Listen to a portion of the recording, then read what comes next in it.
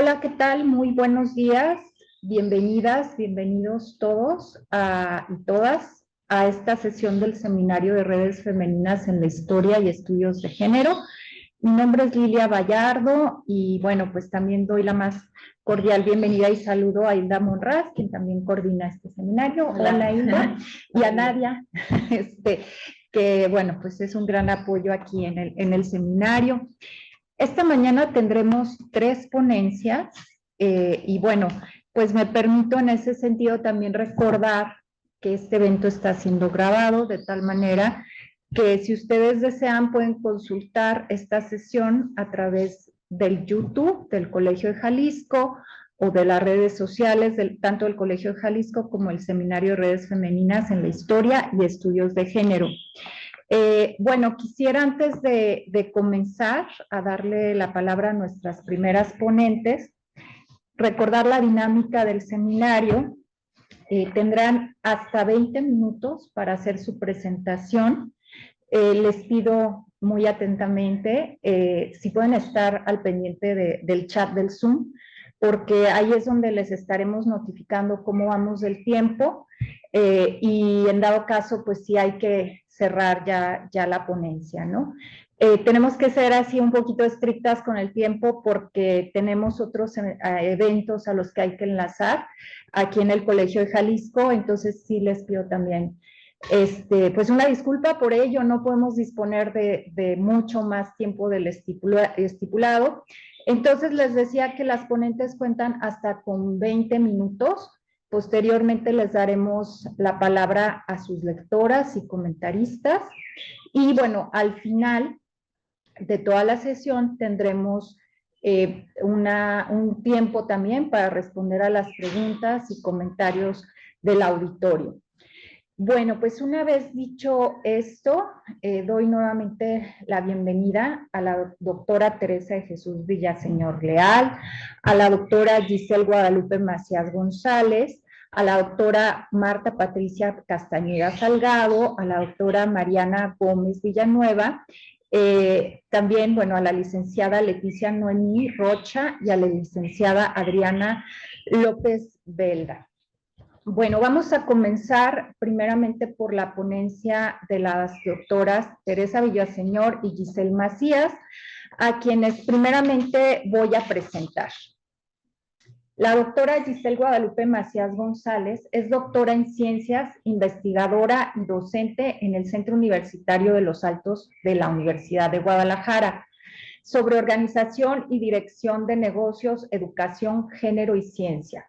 Sus proyectos actuales versan sobre empresas familiares, textileras, mujeres que han aportado a sus comunidades empresarias, filántropas, docentes y políticas, aprendizaje de emprendimiento, promoción de vocaciones científicas y divulgación de la ciencia con perspectiva de género, reconocida como nivel 2 del Sistema Nacional de Investigadoras e Investigadores de CECIT.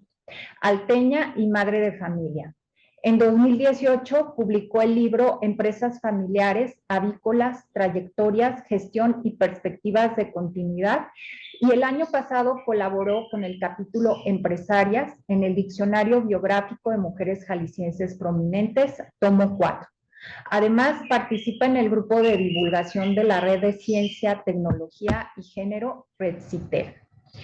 Bueno, enseguida voy a presentar a la doctora Teresa de Jesús Villaseñor Leal. Es doctora en educación, docente e investigadora en la Universidad Pedagógica del Estado de Sinaloa. Actualmente realiza estancia postdoctoral de investigación en CECITI, en el Centro Universitario de los Altos, Universidad de Guadalajara, en la que desarrolla la investigación Estrategias Educativas para Guadalajara, en la que desarrolla la investigación Estrategias Educativas para Empoderar a las Niñas y Mujeres STEAM, desde el acceso hasta un aprendizaje libre de estereotipos de género. Sus resultados de investigación se han publicado en diversos capítulos del libro y revistas indizadas. Es integrante activa en el grupo de divulgación de la Red de Ciencia, Tecnología y Género desde 2023 a la fecha. Dirige la revista académica Trazos Pedagógicos de la UPES. Ha sido distinguida por el Organismo de Ciencia de Sinaloa como investigadora y forma parte del Sistema Sinaloense de Investigadores y Tecnólogos. También es integrante de la Red de Divulgadores de la Ciencia y la Tecnología Red C, del cual es integrante como divulgadora titular. Esta mañana nos van a presentar la ponencia titulada Aportes de las mujeres al desarrollo de la ciencia, liderazgo y genealogías de las científicas de una institución de educación superior. Las escuchamos, tienen hasta 20 minutos para su ponencia. Hola, ¿qué tal? Buenos días.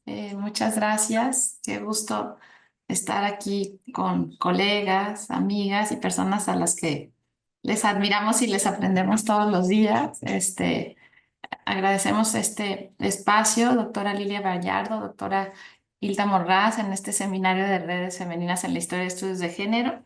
Y bueno, pues para en esta ocasión presentarles estos avances o primeros acercamientos que la doctora Tere y su servidora vamos a presentar, denominado Aportes de las mujeres al desarrollo de la ciencia, liderazgo y genealogías de las científicas de una institución de educación superior.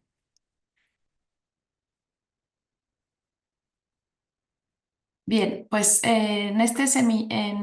con esta participación en este seminario vamos a dar un poquito de contexto de nuestra presentación, la oportunidad de estar también en red con algunas colegas, en este caso en la red de ciencia, tecnología y género, dio ahora sí la circunstancia en la que Tere y su servidora pudimos conocernos un poquito más y compartir algunas inquietudes y sobre todo proyectos y ahora sí que de tipo de investigación y un tanto también de una conciencia social por trabajarlos. Así que valoramos conectarnos a través de una estancia postdoctoral académica, así como pues las dos interesadas, formadas en un inicio en el área de pedagogía, tener en común estas cuestiones, ser más de familia y bueno, claro que todo ese tipo de situaciones que nos da como esa empatía y esas ganas de trabajar y podernos formar. Entonces, en esta sintonía, recibí a Tere en la estancia aquí en la Universidad de Guadalajara, en Tepatitlán de Morelos, Jalisco, para que se pudiera realizar el proyecto de estancia, que su nombre es Estrategias Educativas para empoderar a niñas y jóvenes en STEAM, desde el acceso hasta un aprendizaje libre de estereotipos de género. Y en esta sintonía, pues hemos valorado algunas fases de nuestro trabajo en las cuales, pues es preciso contextualizar su servidora como observadora participante, ya como no participante en el trabajo que vamos a realizar aquí en el Centro Universitario de Los Altos, pues hemos conducido algunas etapas. Y en esas primeras etapas de esta estancia, enmarcamos este avance por el cual vamos a presentar más adelante. Adelante. Sí, Tere. Pues muy buenos días a todas y a todos. Muchas gracias por recibirnos en este seminario. Es un gusto pues compartir con todas ustedes y quienes siguen a pues a este proyecto pues tan importante, ¿no? Para compartir lo que estamos haciendo dentro de nuestras instituciones y bueno, desde luego agradecer el acompañamiento que hasta este momento y he tenido y toda la solidaridad con mi asesora, ¿no? Que está aquí presente, la doctora Giselle Macías. Como les comentaba, este es un primer acercamiento en torno a cómo hemos venido avanzando. Para esta sesión, aquí más o menos establecimos como este índice de contenido que nos va a ir guiando en el abordaje pues de este primer avance que tenemos en torno a este documento, ¿no? Y bueno,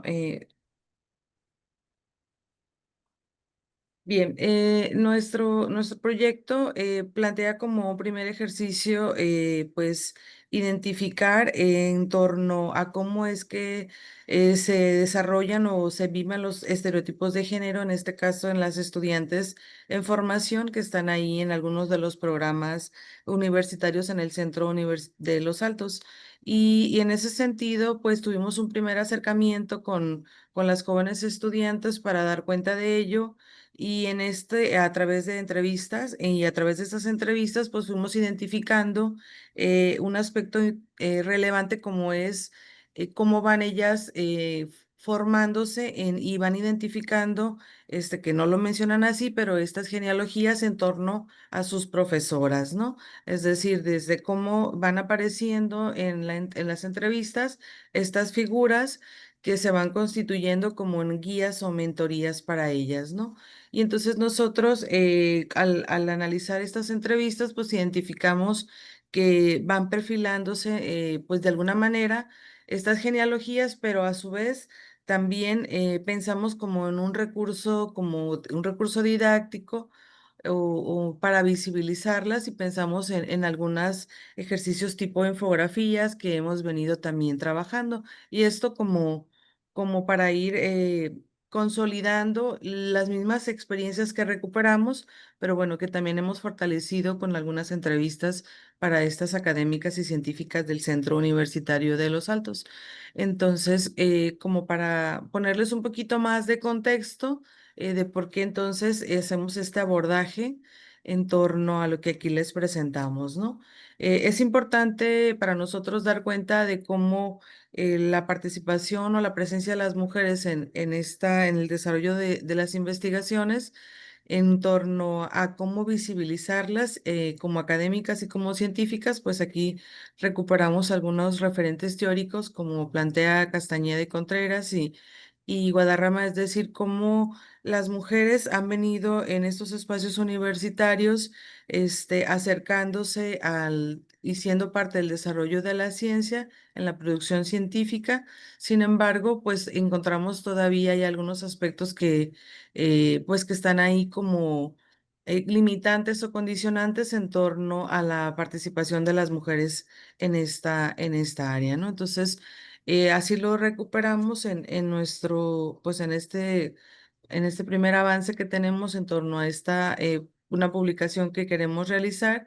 Y bueno, vamos dando cuenta cómo la presencia e influencia en la creación del conocimiento a las mujeres, pues todavía le atraviesan una serie de condicionantes en torno, pues desde la desvalorización, en torno al conocimiento o lo que producen las mujeres en las IES, en torno al no reconocimiento a los liderazgos que van construyendo, a la participación y bueno, y que en muchos casos se presenta también como pues manifestaciones de violencia epistémica, ¿no? Como para llevarlo como a estas últimas fases, ¿no? Que van presentándose y que pues son situaciones que se experimentan o que viven las académicas y las científicas, ¿no?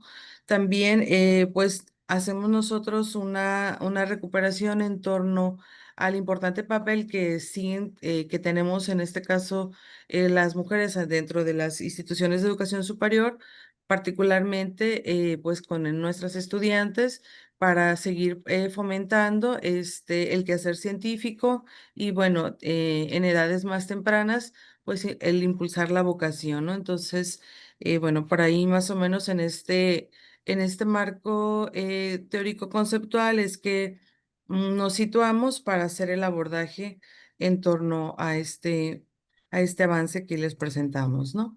Entonces, ¿cómo nos incorporamos las mujeres a las instituciones de educación superior? Aquí recuperamos lo que plantea Blázquez, donde dice, ¿estamos realmente en las mismas posibilidades o simplemente nos incorporamos o nos incorporamos más bien a los centros generadores de conocimiento en un contexto con un origen de un sistema androcéntrico patriarcal, donde las reglas pues, de esta dinámica académica y de investigación, pues está sustentada en construcciones pues patriarcales en las que nos hemos ido incorporando, pero que estas pues no están en la misma condición de pues para nosotras las mujeres, ¿no? ¿Por qué? Porque nosotros experimentamos una serie de circunstancias pues que no viven los varones, ¿no? Ahorita lo compartía la doctora, decía, bueno, en estos espacios donde nos hemos encontrado, espacios académicos, pero que también no podemos dejar de lado pues nuestras propias historias de vida y cómo es que llegamos a las universidades, ¿no? Entonces, al incorporarnos en estas, en las instituciones, vamos a encontrar pues que todas estas reglas que han sido creadas y en las que nos incorporamos, pues tienen un impacto en todo lo que hacemos, ¿no? En nuestra vida como científicas, como académicas, pero también como mujeres, ¿no? Entonces, realmente por eso lo planteamos así en esta de estamos en las mismas posibilidades o las mismas condiciones. Y bueno, en ese sentido, pues está ahí este planteamiento que señala Blasquet, donde no estamos en esas mismas posibilidades, ¿no? Y entonces, en ese sentido, pues hacemos el abordaje en torno a las propias historias que nos comparten las académicas que ahorita les vamos a presentar. Eh, Hemos establecido, o como ya les antecedía, como estos tres ejes, ¿no? De dar cuenta de las distintas formas de invisibilidad y exclusión o discriminación que atraviesa a las mujeres en estos espacios. Damos cuenta también de la creación o cómo van perfilando sus liderazgos científicos y académicos y cómo a su vez estas pues van construyendo sus propias genealogías, ¿no? En cuanto a qué contribuciones de las que nosotros nos acotamos para dar cuenta de cómo las mujeres han venido aportando a la ciencia y en ese sentido, pues las aglutinamos así, ¿no? En torno a la incorporación de más mujeres, es decir, con la llegada de las mujeres, o la masificación y la presencia de las mujeres en la educación superior, pues esto ha sido como un fenómeno que ha venido o que ha incidido para que más mujeres estén en estos espacios. Y bueno, otro aspecto tiene que ver con pues dar esta mirada más crítica y cuestionar la supuesta neutralidad de la ciencia, ¿no? Y esto pues lo ha sido a partir de pues los distintos referentes teóricos que ha aportado el feminismo, ¿no? Y bueno, otro tiene que ver con el importante papel que tienen las mujeres dentro de las instituciones o en cualquier espacio educativo en la promoción de las vocaciones científicas, ¿no? Como una de las grandes contribuciones que se identifican. Y bueno, la otra que hemos así denominado como la incorporarse, esta de enredarnos, esta idea de generar estos espacios de colaboración, justo pues un espacio como este, como el seminario, de acercar y a través de pues de compartir lo que hacemos, lo que estamos generando en nuestras instituciones y bueno, también pues vincularnos, ¿no? Para tener un mayor alcance, ¿no? Esto como, pues como digamos, los grandes ejes que identificamos para dar cuenta de las contribuciones de las mujeres a la ciencia. En torno a cómo hemos hecho nosotros el abordaje metodológico, pues desde luego pues es un de corte cualitativo. Estamos intentando recuperar esta idea que propone o esta metodología que propone Restrepo en torno a ver a la genealogía feminista como método. Es finalmente un primer acercamiento y lo recuperamos en ese sentido en este texto. Y desde luego, pues la experiencia como también como recurso metodológico que sugiere Castañeda, ¿no? Entonces, fueron entrevistas semiestructuradas que realizamos con las académicas, 6 académicas y científicas, como decía la doctora Giselle, en este caso, ella como observadora participante y una servidora como no participante, ¿no? Entonces, ¿cuáles fueron nuestros criterios de inclusión? Es que fueran integrantes del Sistema Nacional de Investigadoras e Investigadores y bueno, que tuvieran también desarrollo tanto de investigación, docencia o gestión. En algunas de las investigadoras que les vamos a presentar, pues están estas tres grandes áreas de la profesión académica, pero en algunas, pues sí, solamente combinan investigación y gestión, ¿no? Entonces, pero bueno, esos fueron como unos criterios de inclusión, son solamente algunas, todavía tenemos ahí, pues más investigadoras que visibilizar, ¿no?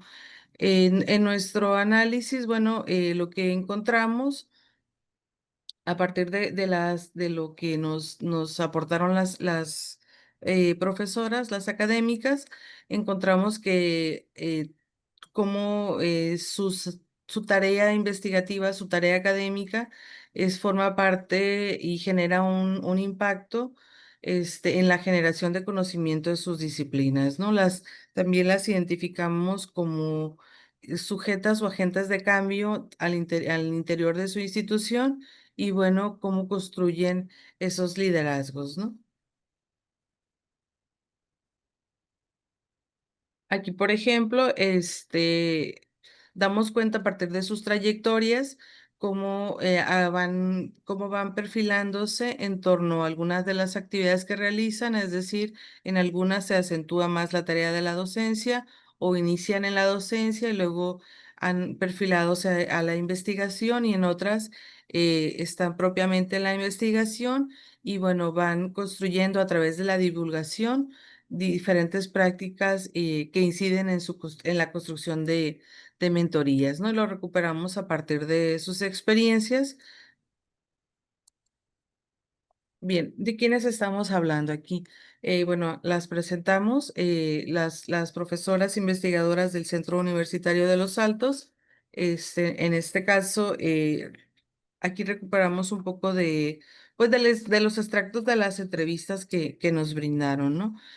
Claudia, ella es una ingeniera en computación, con casi más de 20 años ya en el Centro Universitario de Los Altos, donde en esta experiencia que ella nos comparte en torno a su trayectoria y a lo largo de su formación, pues aspectos que institucionalmente a veces están presentes al interior de las instituciones de educación y que nos limitan o constituyen algunas trabas en torno a al propio desarrollo profesional, ¿no? Y a su vez, pues en esta de ir perfilando sus trayectorias, ¿no? Entonces ella en su entrevista dice, a mí me ha perjudicado los candados en torno a los sistemas de evaluación y bueno, eso, los cambios en las políticas institucionales también y eso a su vez pues no me ha permitido seguir avanzando en su trayectoria.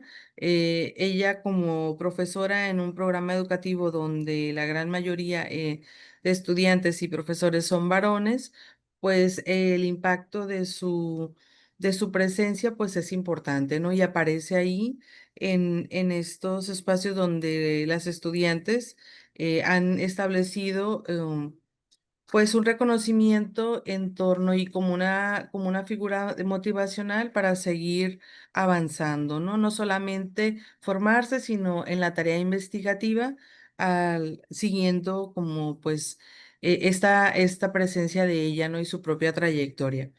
En el caso de Rocío, ella igual es una investigadora en el Centro Universitario de Los Altos, con más de 30 años de servicio. Ella plantea que sus orígenes en torno a la construcción de su propia trayectoria y su genealogía, pues tiene que ver con la docencia y cómo el ella acercarse a los estudios en posgrado, desde ahí empieza este acercamiento con la investigación y bueno, se queda, ¿no? Se queda ahí en la investigación y la gestiona. Ella centra su quehacer en estas tres tareas, en la docencia, en la investigación y en la gestión, y a través de estos espacios de redes de colaboración, ¿no? Y cómo su presencia dentro del Centro Universitario de Los Altos, pues ha venido cambiando e influyendo en las trayectorias de sus estudiantes, ¿no?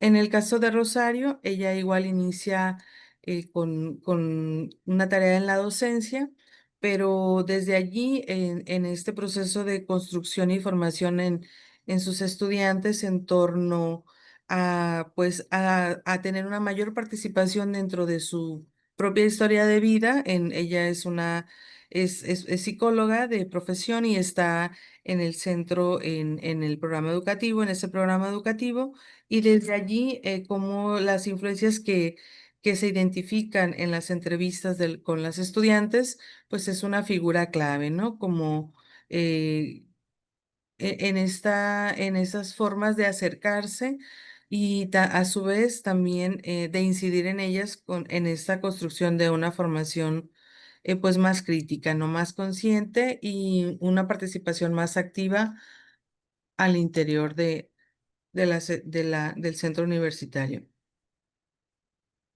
Bien, Karina, ella en su entrevista aborda aspectos que tienen que ver con cómo ha venido construyendo su trayectoria, en la que es evidente que a pesar de ser una disciplina como son las ciencias químicas, las ciencias biomédicas, a donde las mujeres han tenido ya una importante presencia, aún así le ha significado espacios de discriminación, tanto pues laboral y obstáculos para seguir avanzando, ¿no? Entonces, ella centra, digamos, su experiencia en torno a su propia historia de vida y particularmente a cómo ésta ha sido influida en los espacios laborales, ¿no? Aun cuando la disciplina en la que se forma, pues no tiene, digamos, ha roto ya este techo en torno a a la mayor presencia de mujeres, ¿no?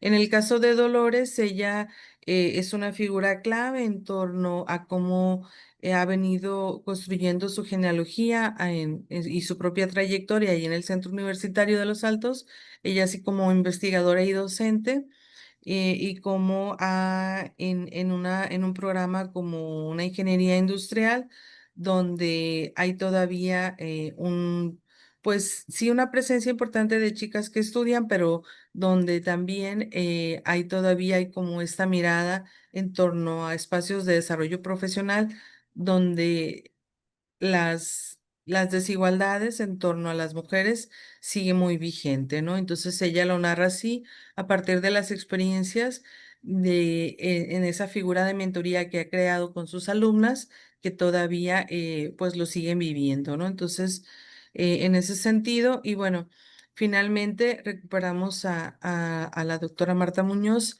Ella es muy interesante lo que nos aporta, porque pone aquí en este punto crítico que decíamos nosotros de la importancia de la promoción de las vocaciones científicas, porque en su testimonio así lo señala, ¿no? Dice, yo estudié contaduría porque no sabía que existía antropología. Falta mucha orientación vocacional, ¿no? Entonces, a partir de ahí ella nos narra cómo el acercarse a los estudios feministas le ha permitido, pues, seguir explorando esta tarea investigativa en torno, particularmente, bueno, a las mujeres en condición de migración.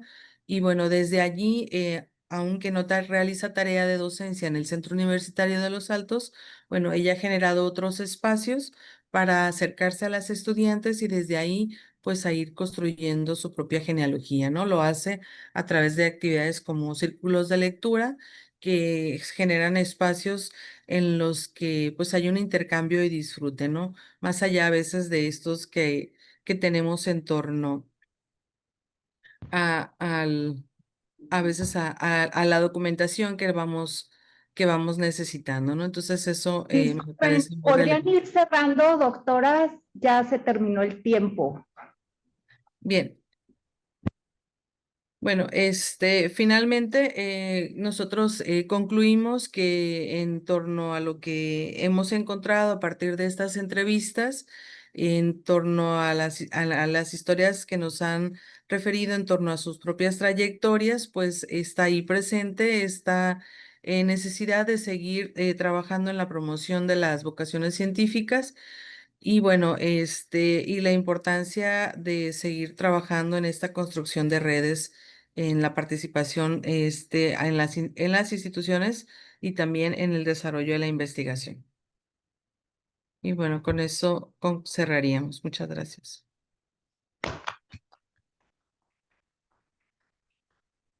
Gracias, doctora Teresa. Enseguida me voy a permitir presentar a la doctora María Patricia Castañeda Salgado. Ella es doctora en antropología por la Universidad Nacional Autónoma de México, UNAM, maestra en antropología social por la Universidad Iberoamericana y licenciada en antropología social por la Universidad Autónoma de Puebla. Actualmente se desempeña como investigadora en el Centro de Investigaciones Interdisciplinarias en Ciencias Humanidades de la UNAM, donde forma parte del programa de investigación feminista. Es miembro del Sistema Nacional de Investigadoras e Investigadores Nivel 1. Sus líneas de investigación se centran en epistemologías y teorías feministas, métodos de investigación con perspectiva de género, identidades, cuerpo y sexualidades, desigualdades sociales y brechas de género, violencia de género, educación científico-tecnológica con enfoque de género e historia de las mujeres en la ciencia y la tecnología. Esta mañana nos va a hacer el favor de comentar la ponencia que acabamos de escuchar. Adelante, doctora, bienvenida, la escuchamos. Muchas gracias, buenos días. ¿Me escuchan bien o es necesario que me ponga los audífonos? La escuchamos bien, doctora, sí. Ah, buenísimo, porque son de estos que no me gustan nada. Agradezco muchísimo la invitación a compartir con ustedes y a comentar el trabajo de la doctora Giselle y la doctora Teresa. Y bueno, me sirvió muchísimo la exposición porque en el texto me quedaban muchas dudas respecto al proyecto mismo, al carácter del documento que leí. Entonces, ya entiendo que es para una publicación y en ese sentido, entonces, pues me permitiría hacer algunas sugerencias, básicamente, porque sé que es una primera intención, una primera sistematización de este documento o para este documento. Y por supuesto que siempre son bienvenidos los estudios respecto a las trayectorias de las científicas, las investigadoras y las académicas, sobre todo en espacios de instituciones de educación superior o en espacios de investigación no centralizados. Y eso es una de mis primeras sugerencias, que nos puedan compartir una caracterización de la institución educativa en la que están asentando esta investigación, porque esas características dicen muchísimo del entorno y permiten entender mejor, pues, cuáles han sido los procesos que han tenido que enfrentar las 6 académicas con las cuales ustedes están trabajando. ¿Qué es lo que sucede en esa institución? ¿Dónde está localizada? Incluso geopolíticamente, ¿qué implica estar en ese lugar? Además, para poder tener una mejor idea de cuáles son las condiciones de desigualdad de género que ellas enfrentan, no solamente en términos de lo que ya nos dice la teoría y de lo que nos dicen estudios previos sobre la situación de las mujeres dentro de las universidades y de los centros de investigación, sino también por cómo el entorno desigual agudiza o matiza o invisibiliza condiciones de desigualdad de género al interior de la propia institución, y me parece que eso, digamos, que enriquecería mucho la perspectiva de análisis que ustedes puedan desarrollar. En ese mismo sentido, pues me parece que es muy importante desarrollar la metodología. ¿Qué es lo que implica en términos de investigación feminista hacer un abordaje desde la perspectiva genealógica? Y ahí me permito, pues, hacer la sugerencia de plantear con mucho cuidado cómo se adapta la metodología genealógica que propone Alejandra Restrepo, que está pensada para el movimiento feminista, a el análisis de otro tipo de configuración de las mujeres con las que ustedes están trabajando. porque hay matices muy importantes entre pensar la genealogía en términos de formación política y pensar la genealogía en términos de formación académica. Ahí las invito a hacer este ejercicio, este trabajo de asentamiento de esa propuesta o ampliar la mirada a otras perspectivas genealógicas que a lo mejor les aportan elementos mucho más específicos para la población con la cual ustedes están trabajando. Y por otro lado, también ahondar en la noción de experiencia, porque experiencia ha sido pues uno de los recursos conceptuales y metodológicos más recurrentes en la investigación feminista y hay muy diversas posturas. Entonces, si ustedes se decantan por una, sí es necesario por lo menos plantear el panorama y decir, nos decantamos por esta porque nos ofrece estas posibilidades en relación con el conjunto que se está abocando también a esta misma posibilidad teórico-analítica y por supuesto, pues eso implica de contarnos cómo articulan genealogía y experiencia para el estudio específico que ustedes están proponiendo. Y a partir de ahí, pues también necesitaríamos como tener más elementos en relación con el método que ustedes están utilizando para analizar la información. Ya no tanto esta metodología, sino qué método están utilizando porque por lo menos en el documento que tuve oportunidad de leer, ustedes se están basando mucho en nube de palabras. Y pues ese es un recurso que ha sido muy cuestionado, ¿no? Nos da como una primera fotografía de lo que ocurre discursivamente en las entrevistas, por ejemplo, pero por sí mismo no es un método de análisis. Entonces, sí vale la pena pues decir cómo van haciendo ese caminito de esa construcción metodológica al método de análisis de la investigación para poder entender con mejores recursos, pues el tipo de referencias que ustedes están presentando en el texto. Y sobre todo para poder tener como una mayor continuidad desde el título hasta las reflexiones finales, porque realmente me parece que el título ofrece un panorama mucho más amplio de lo que están trabajando en sentido estricto, por lo menos en este documento. Entiendo que el título es el título del proyecto y entonces está muy bien, pero esta parte específica de la publicación quizás podría tener también un título más acotado, más ceñido al contenido. Y me interesa mucho que esa continuidad esté presente también con las reflexiones finales, que en este momento son muy cortas y que apuntan a un tema que no trabajaron en el documento, que es el de las mentorías. Este momento es muy interesante porque pues les permite revisar qué se propusieron hacer, qué han hecho, qué falta y en este escrito que por la estructura que tiene, supongo que es un artículo eh, científico, no lo sé. Por esta estructura, entonces, pues sí conviene tener una lógica y una pertinencia que atraviese todo el texto. Giselle puso carita de no, no es artículo, entonces ya me contarán qué es, porque la estructura del documento, pues es una estructura muy rígida, muy de cierto tipo de revistas, y yo me pregunto si eso les acomoda a ustedes para el tipo de investigación que están haciendo. Y la investigación feminista, la investigación con perspectiva de género, a pesar de que ya tiene varias décadas de trabajo, sigue siendo disruptiva. Desde el uso del lenguaje, la forma de estructurar los textos, hasta la forma de referenciar.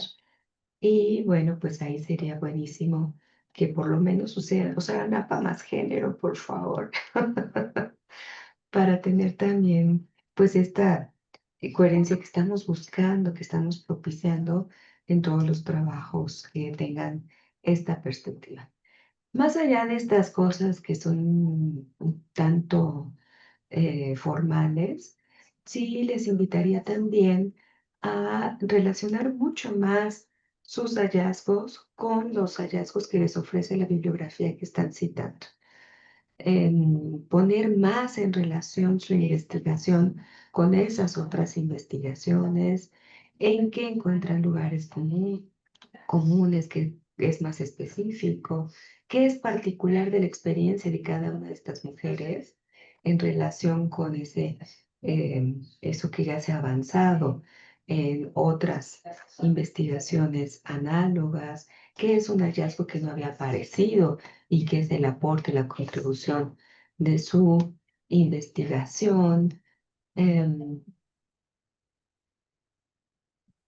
fin, me parece que lo que entiendo es que tienen este primer momento que todas tenemos que hacer como de alto para empezar a escribir, para empezar a reflexionar, y ahora vale la pena pues identificar estos aspectos que hay que reforzar, que hay que introducir, que trabajar de manera más articulada para poder tener un documento muy robusto en relación con sus hallazgos.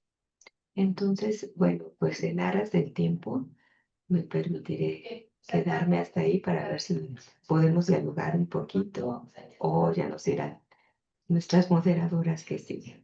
Muchas gracias por la oportunidad de leer su trabajo. Claro que sí, doctora. Seguramente, si puede acompañarnos hasta el final de esta sesión, seguramente habrá oportunidad de dialogar unos minutos más, porque sí nos interesa mucho seguir escuchándola. Pero bueno, ahora quisiera dar la palabra también a nuestras siguientes ponentes. Nuestra siguiente ponente es la doctora Mariana Gómez Villanueva, a quien me voy a permitir presentar. Ella es doctora en Historia Moderna y Contemporánea por el Instituto Mora. Actualmente se desempeña como coordinadora del Archivo Histórico de los Misioneros del Espíritu Santo. Su investigación se ha centrado en el estudio de la Iglesia Católica durante la segunda mitad del siglo XX, con un enfoque particular en la diversidad de sus actores sociales. Su tesis doctoral abordó el activismo de mujeres católicas y el surgimiento de núcleos feministas dentro de espacios en México durante las décadas de 1970 y 1980. Ha participado en el Seminario Interinstitucional de Historia del Tiempo Presente del Instituto Nacional de Antropología e Historia. También ha presentado ponencias en eventos nacionales como la 15 y 16 Reunión Internacional de Historiadores y el 21 Encuentro de la RIFREM en 2019, así como ponencias en eventos internacionales como las reuniones de la Latin American Studies Association o las reuniones anuales de la American Historical Association. Colaboró en el proyecto de ubicación y transcripción de las memorias de Cecilio Valtierra, Cristero de Jalpa de Cánovas, publicadas por el Instituto de Investigaciones sobre la Universidad y la Educación en la UNAM. El día de hoy nos va a presentar el trabajo titulado Dios quiere que luche y no pida permiso a nadie para hacerlo. Las católicas feministas en México, sus discursos, espacios de lucha y redes, 1970-1990. Bienvenida, doctora, la escuchamos. Muchas gracias. ¿Pueden escucharme bien? Ok, perfecto. Perfectamente, sí. Gracias. Pues primero que nada, muchas gracias, doctora Lilia, doctora Hilda, por el espacio. Platicarles muy brevemente que voy a presentar que, bueno, el título de la ponencia del día de hoy es el título de mi tesis doctoral. Y bueno, simplemente platicarles que en la actualidad estoy trabajando sobre, en específico, un tema que salió de esta tesis, que es el tema de las religiosas católicas. Entonces, por eso es que el día de hoy me decidí por hablar un poquito en específico sobre ese tema, ¿no? Entonces, bueno, me voy a permitir iniciar por el tiempo. Bueno, eh, es por ello que el capítulo número 3 de mi investigación abordó la importancia que tenía el activismo de las religiosas católicas en la iglesia en los años 70, perdón, y 80. Y bueno, en este sentido, cuando comencé a hacer este proyecto, me di cuenta de la ausencia que había de la historia de mujeres en la iglesia católica. Es por ello que me interesaba mucho exponer la forma en que las mujeres en este contexto específico no tuvieron su importancia solamente como activistas, sino también como escritoras, como teólogas y, muy importante, como creadoras de redes y de organizaciones que van a ser fundamentales hasta la actualidad. Entonces, bueno, descubrí en todo este proceso que las religiosas fueron una parte nodal en el desarrollo de una incipiente conciencia feminista en la Iglesia Católica que tiene su importancia hasta el día de hoy, ¿no? Nada más, muy brevemente, cuando me refiero a religiosas, me refiero a mujeres que han hecho votos, ¿no? Y que viven en un estado público y completo de vida consagrada, que muchas veces ese es parte del problema, que no se les ha identificado como estos sujetos importantes, ¿no? Pero bueno, muchas veces les ha dicho que son monjas, pero no todas son monjas.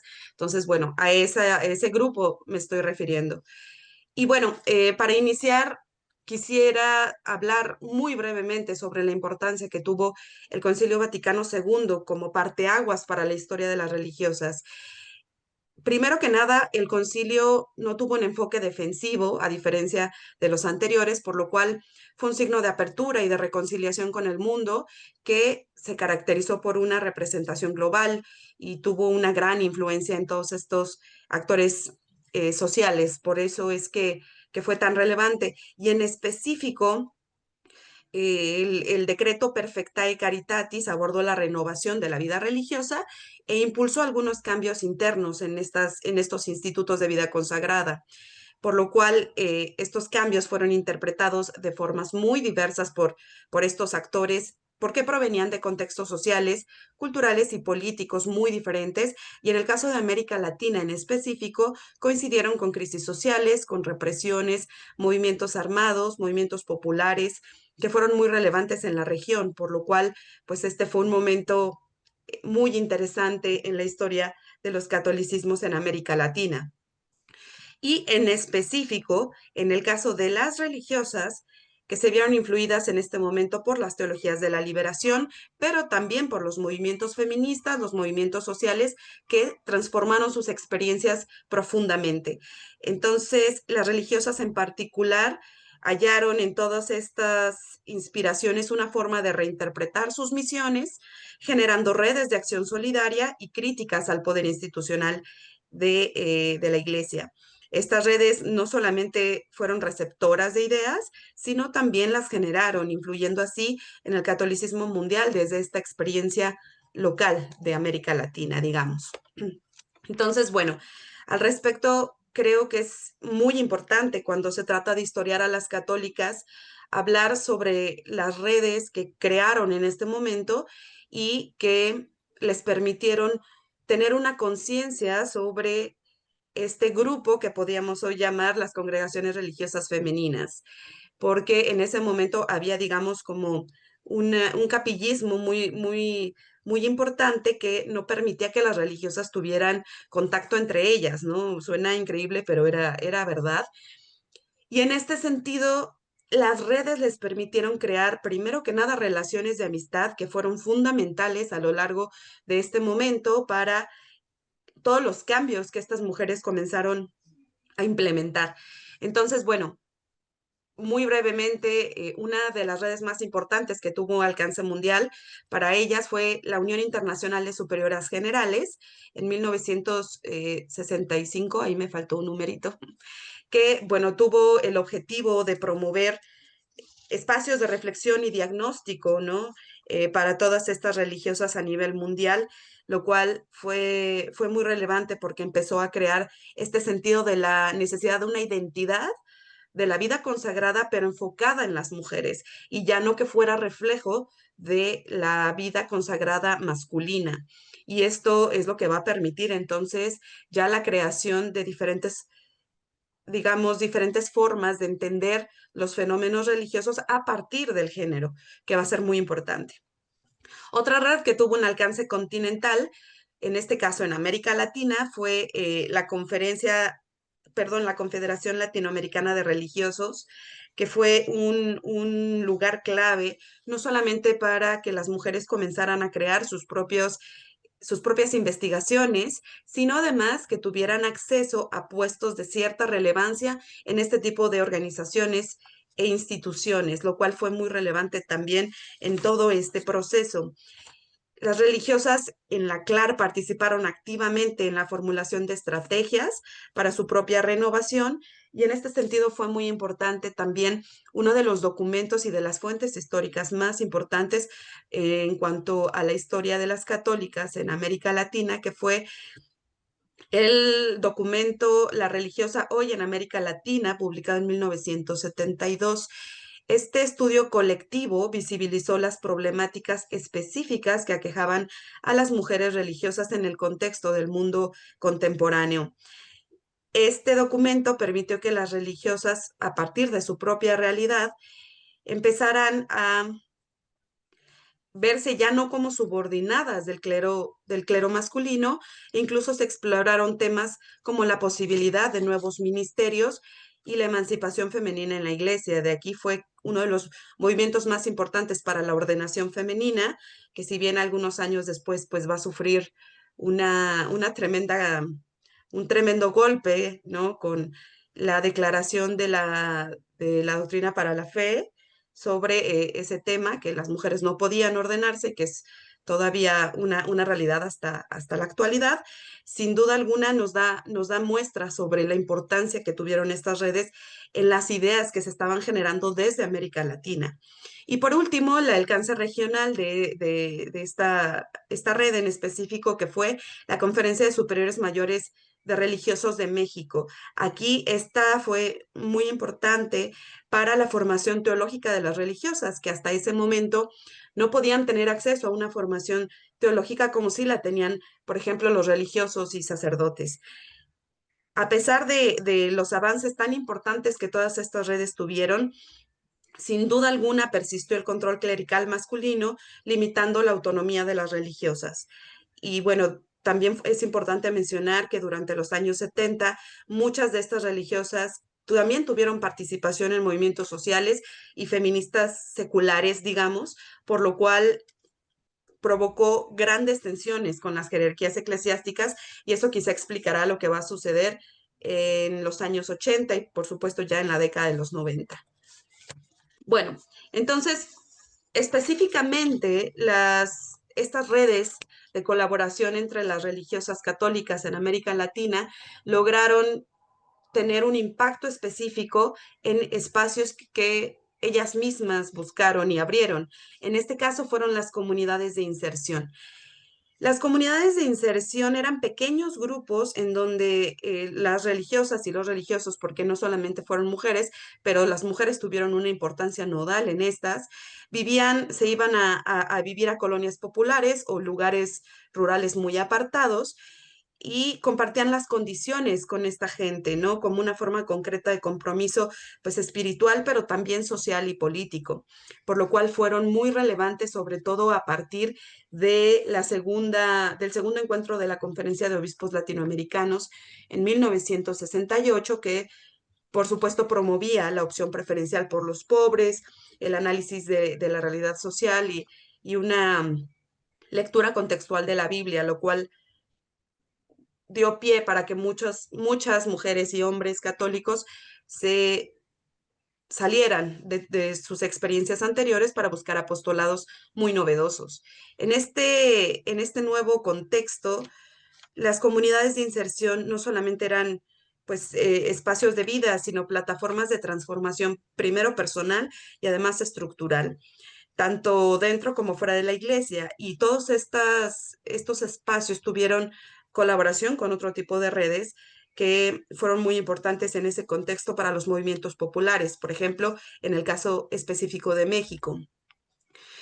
Y bueno, las religiosas en estos contextos rompieron con estereotipos de muchos tipos. En primer lugar, bueno, como gran ejemplo se habla de el uso obligatorio del hábito. En estos contextos, las religiosas comenzaron a preguntarse la relevancia que tenían este tipo de identidades que hasta ese momento habían sido muy importantes, ¿no?, para las religiosas, pero en estos nuevos contextos empezaron a tener experiencias diferentes, por lo cual el hábito, ellas mismas lo decían, nos estorbaba. Y muchas congregaciones religiosas a partir de ese contexto dejaron de usar el hábito como regla diaria. Entonces, bueno, es solamente un ejemplo. Pero también se enfrentaron a nuevas realidades sociales, económicas y de género. Económicas en el sentido que en este contexto muchas religiosas tuvieron que ingresar, por ejemplo, a los círculos laborales. ¿Por qué? Primero que nada, porque necesitaban esas ayudas económicas para mantener esas comunidades de inserción, pero también porque muchas religiosas, cuando sus apostolados se vieron modificados, muchas de ellas perdieron las ayudas económicas que recibían de ciertos bienhechores y ciertas personas. Entonces, en este contexto, las religiosas también tuvieron que tener otro tipo de experiencias, de vivencias personales, lo cual generó, sin duda alguna, tensiones internas también en sus congregaciones religiosas. En este sentido, las religiosas comenzaron a desempeñar roles pastorales inéditos, asumiendo incluso funciones casi sacerdotales en lugares en donde el clero masculino no tenía una presencia. Al respecto, es muy importante lo que sucedió, por ejemplo, con mujeres que comenzaron a ser religiosas párrocas. Estas mujeres comenzaron a crear vida parroquial en lugares en donde antes no existía, por lo cual también tuvieron experiencias diferentes, experiencias en donde, por supuesto, si bien tenían límites, ya que ellas no podían, por ejemplo, consagrar, pues bueno, sí comenzaron a saber lo que era su experiencia, digamos, en campo, pero sin tener ni al prelado, ni al sacerdote, ni al religioso ahí detrás de ellas diciéndoles qué hacer, ¿no? Entonces, esto generó experiencias muy importantes en ese momento para ellas. En todo este contexto, digamos, de liberación que permitieron las comunidades de inserción para estas mujeres, las experiencias en contextos de pobreza y de violencia, pero también la falta de herramientas teológicas para comprender en específico lo que ellas vieron y comenzaron a entender sobre la opresión de las mujeres, impulsó el surgimiento de las teologías feministas en todos estos contextos. Estas nuevas corrientes reflexionaron sobre el papel subordinado que vivían las mujeres en la iglesia y en la sociedad, planteando una visión liberadora desde estas experiencias específicas. Por lo cual, sin duda alguna que al salir de sus conventos, de sus casas congregacionales, para convivir con estos sectores populares, digamos, campesinos, obreros, indígenas, las religiosas vivieron procesos de emancipación, adquirieron autonomía y ganaron espacios que antes les eran negados dentro de la institución eclesiástica.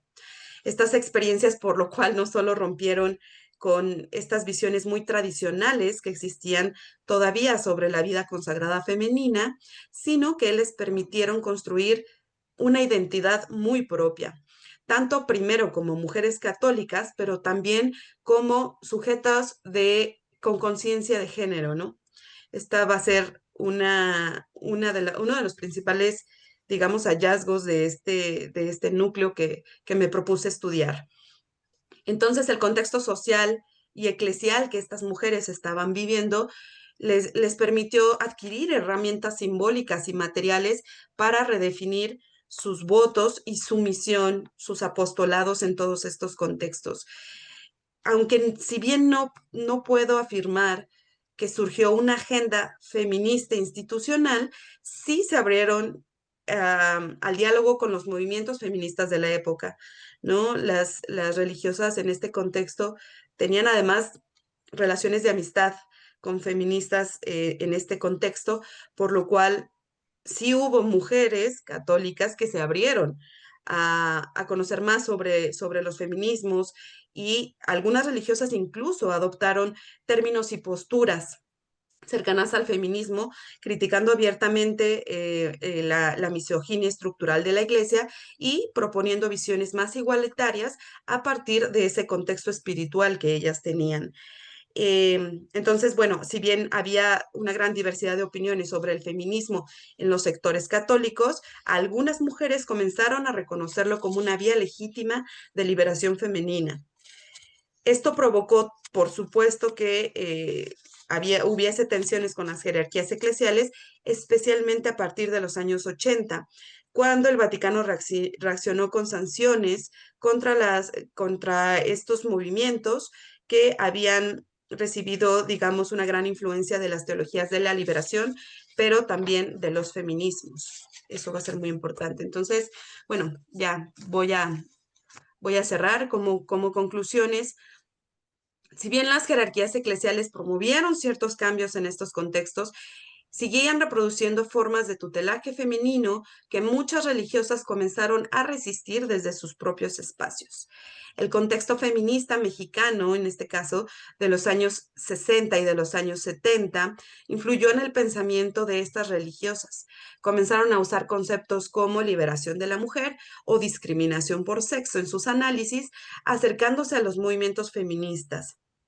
Y bueno, finalmente se reconoce que estas religiosas comenzaron a articular discursos feministas incipientes desde su fe y su compromiso con la justicia de género, buscando una relación mucho más igualitaria entre hombres y mujeres, tanto en la Iglesia como en la sociedad.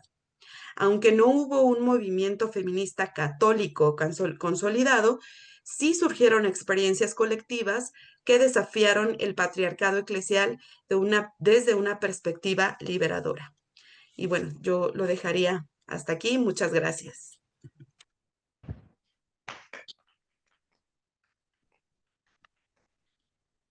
Muchas gracias, doctora Mariana Gómez. Enseguida voy a presentar a la lectora y comentarista de este trabajo, la doctora Hilda Monraz.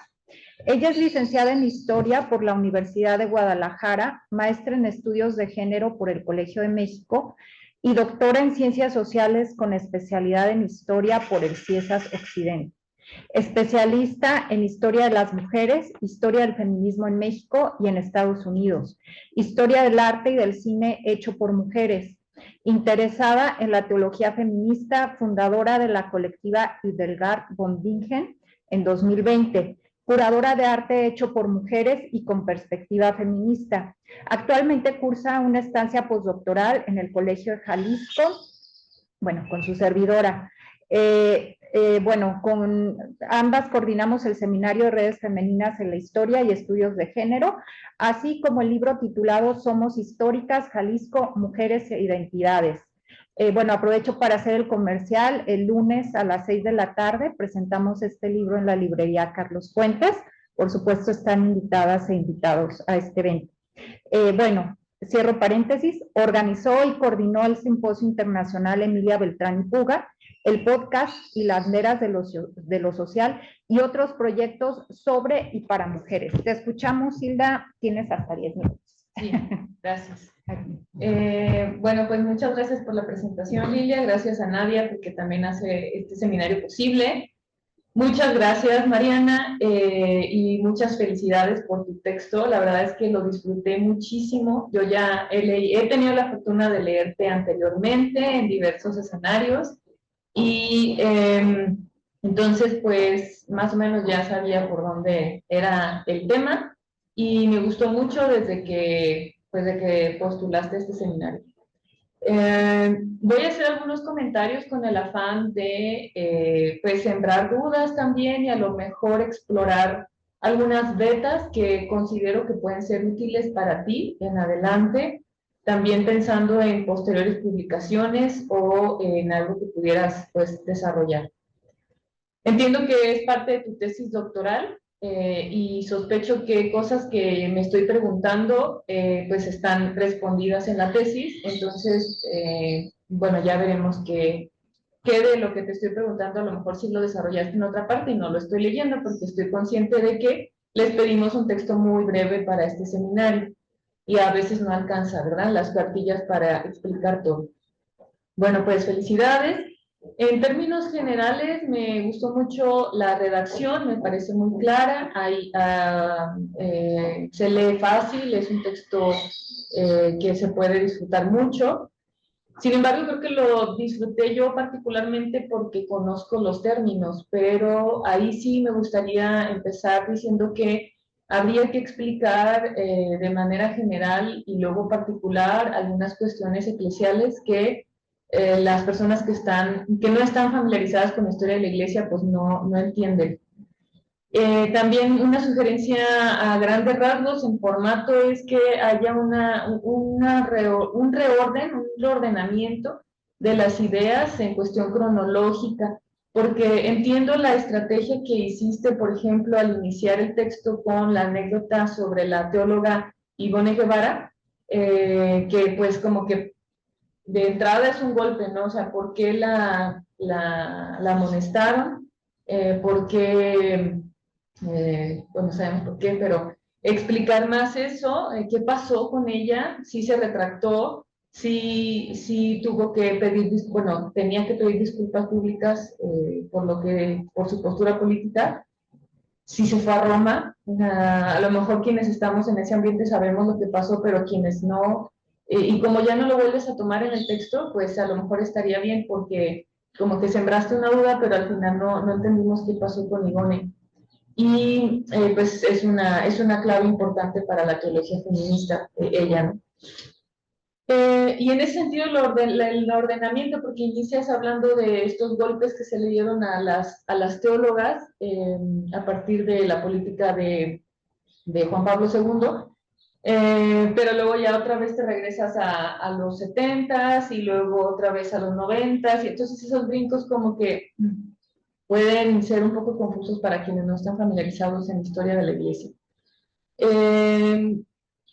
El título, en este caso, ya dijiste que es sobre la tesis, pero en el texto específicamente faltaría ser más explícita quién dijo esto, quién dijo que Dios quiere que luche y no pida permiso para hacerlo, para entender entonces esta contextualización del feminismo para las católicas religiosas.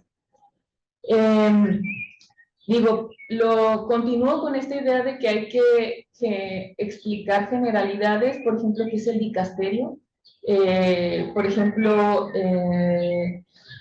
incluso yo pensaría, porque a veces me ha tocado dar clases de arte, por decir una cosa random, y no se entiende qué son los laicos, qué son los religiosos, qué son los diocesanos. Entonces, a lo mejor desde la organización, de manera muy breve, pero desde la organización general de la Iglesia Católica, entender esas diferencias entre qué es un laico. Ahorita tú justamente tuviste la necesidad de explicar qué son las religiosas, ¿no? Pero no es lo mismo un religioso hombre que un sacerdote diocesano, ¿no? Entonces, y en términos de las religiosas también hay divisiones que a lo mejor estarían interesantes de explicar. O sea, Organización General de la Iglesia Católica para entender por qué elegiste a las religiosas y cuáles religiosas son. Haces mención de algunas congregaciones, pero sospecho que tienes más, entonces a lo mejor detallar en eso. En cuanto al fondo, y lo que me gustaría más preguntarte y sobre todo aportarte es que veo que contiene tu texto conceptos muy importantes que deben desglosarse más, como la agencia. Desde la teoría feminista pues se ha tratado mucho este tema de la agencia, y incluso pues bueno, es un término que viene desde la psicología como el género, curiosamente, y que después pues se ha desarrollado en términos más de lo que puede o no puede hacer un sujeto en la historia, en ese caso las mujeres. Incluso a lo mejor lanzarte a hacer una propia definición, ya sea del catolicismo feminista o feminismo católico, como tú lo quieras ver, más allá de lo que ya nos ha definido y aportado tanto Saúl Espino, pero bueno, él estudió en el mismo contexto en otro espacio muy concreto, ¿no? De Cuernavaca y de la ciudad. Pero a lo mejor tú que te avientes a hablar algo de esto, la última parte de tu presentación me pareció muy relevante y esclarecedora, cuando dices que, bueno, dijiste hace un momento que no es que hayan sido feministas explícitamente, pero se acercaron al feminismo en términos de los conceptos. Esa puede ser una buena definición, esa puede ser un buen planteamiento, y es muy, o sea, concuerda con lo que han dicho ya historiadoras muy recientemente sobre la historia del feminismo en México. Más allá de las olas, que es ahora una metáfora que consideramos que no se usa tanto o que no nos explica tanto, por ejemplo, Gabriela Cano y Saúl, pues justamente su último texto sobre esto. Y el periodo que ellos dicen que sería equivalente a lo de la segunda ola, un poquito más o menos en ese contexto, pues habla de la liberación. Entonces, esas feministas, esas de los años 70, incluso en México, las no católicas no se decían feministas, ellas hablaban de la liberación de la mujer y de ir contra el sexismo, y es algo que estas religiosas también están tomando. Y de hecho, esa generación de feministas repudió el término feminismo en un inicio, y después ya lo tomaron, pero eso es muy interesante porque concuerda con lo que tú estás demostrando de las religiosas que se fueron a comunidades de inserción. Entonces están como en un mismo contexto que ahora puede ser mucho más esclarecedor que lo que las olas nos habían dado en la historia. Y justo en esos términos yo creo que puedes ahondar mucho más, por ejemplo, que a las mujeres, a las religiosas se les consideraba menores de edad desde la Edad Media. Esto embona perfecto en un sistema patriarcal, ¿no? En el que las mujeres son dependientes de los hombres, no de cualquier hombre, de los hombres que están en el top, que en este caso serían los eclesiásticos, ¿no? Entonces explorar más eso, qué tiene que ver con el sistema patriarcal, qué tiene que ver con el sistema de género. Para eso pues puedo recomendarte textos que son muy recientes y que nos pueden ayudar bastante para esta explicación.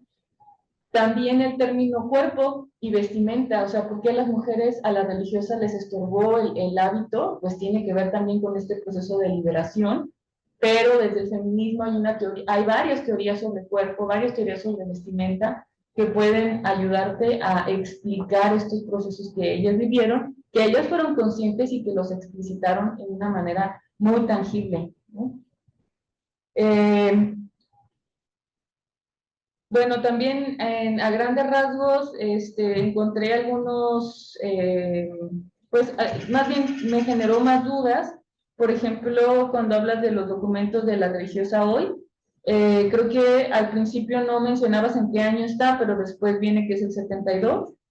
Y justo las temporalidades que tú manejas del 70 al 90, pues es la apertura, después del Concilio Vaticano II. Justo esto también del Concilio Vaticano II, me gustaría decirte que tú ya lo sabes mejor que yo, la historia de la Iglesia tiene sus pautas concretas, a veces están anticipadas al mundo, como el Concilio Vaticano II, porque termina en el 65 y en el 68 es apenas como la coyuntura de la historia moderna de los movimientos de liberación, y pareciera que la Iglesia estuvo un poquito adelantada con el Concilio Vaticano II, pero a veces parecieran sus procesos lentos o inamovibles, entonces es como su propia lógica, ¿no? Entonces esto también a lo mejor estaría bueno explicarlo al inicio, porque nos permite entender por qué las religiosas también se enmarcan en un movimiento de liberación, pero también en un momento preciso de la historia de la Iglesia en Occidente y particularmente de América Latina. Creo que serían todos mis comentarios. Tengo algunas sugerencias que te puedo hacer llegar por el correo electrónico. Gracias, Mariana.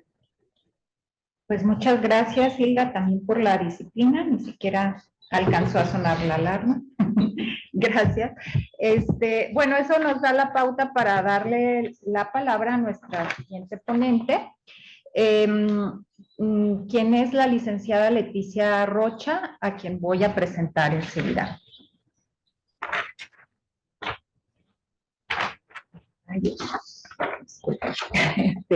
Ella es licenciada en Antropología Social por la Universidad de Guanajuato, con mención honorífica. Ha investigado temas de género, maternidad y derechos reproductivos, y tiene experiencia en divulgación y producción audiovisual con un enfoque crítico y participativo.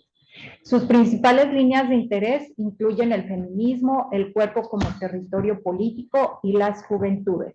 Esta mañana nos va a presentar el trabajo titulado Aborto y estigma en contextos de ilegalidad, una aproximación desde la experiencia. Adelante, te escuchamos. Buen día, ¿me escuchan bien? Perfectamente, sí. Les agradecería mucho también si me ayudan a proyectar, por favor.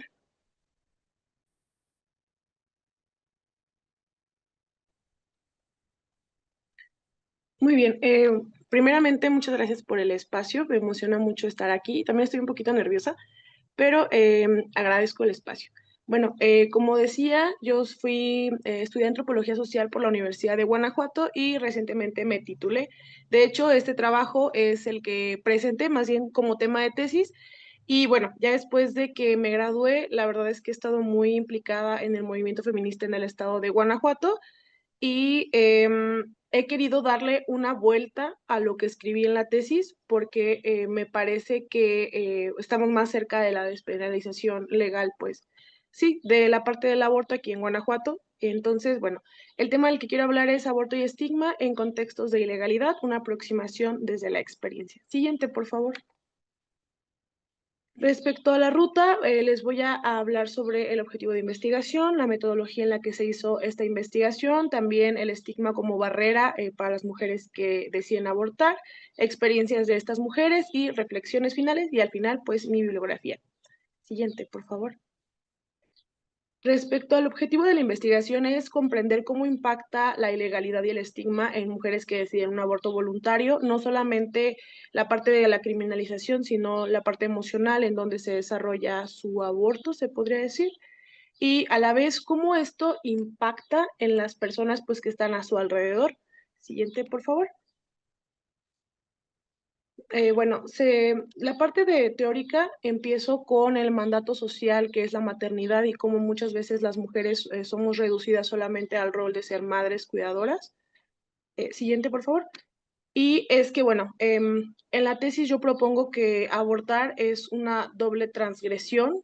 Primero, por la idea que se nos da conforme crecemos y la educación sexual, de que lo peor que puede pasar es que tengas un embarazo adolescente y otra transgresión, que sería doble transgresión, el romper el mandato, pues, de decidir interrumpir el embarazo, ¿no? Entonces, no solamente es la parte de la irresponsabilidad al ser adolescente, sino también el abortar en un contexto, pues, como lo que es en Guanajuato, católico, y en general el estigma. También, bueno, respecto a un poco de contexto, se despenaliza en 2007 el aborto en la Ciudad de México y pasa más de una década para que se despenalice en Oaxaca.